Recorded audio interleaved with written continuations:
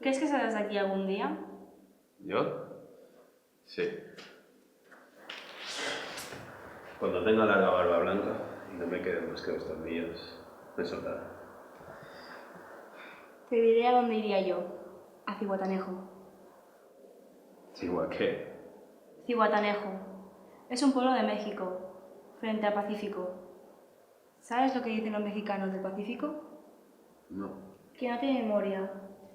Por eso quiero acabar mi vida allí, en un cálido lugar, sin recuerdos.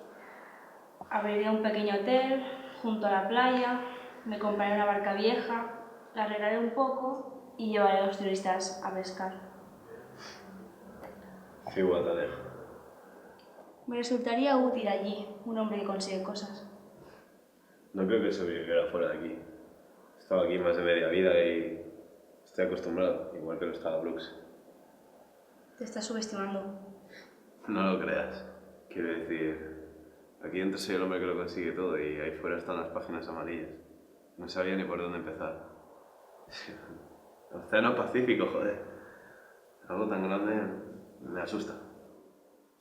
A mí no. No maté a mi mujer ni tampoco a su amante. Si cometí errores ya los he pagado, y con intereses. Ese hotel, esa barca, no creo que esté pidiendo demasiado. No deberías torturarte de esa forma, Andy. Es solo un puñetero sueño. México está en el quinto coño y tú estás aquí y eso es lo que hay. Sí, vale. Eso es lo que hay. Está allí y yo estoy aquí. Todo se reduce a una simple elección. ¿Empeñarse en vivir o empeñarse en morir?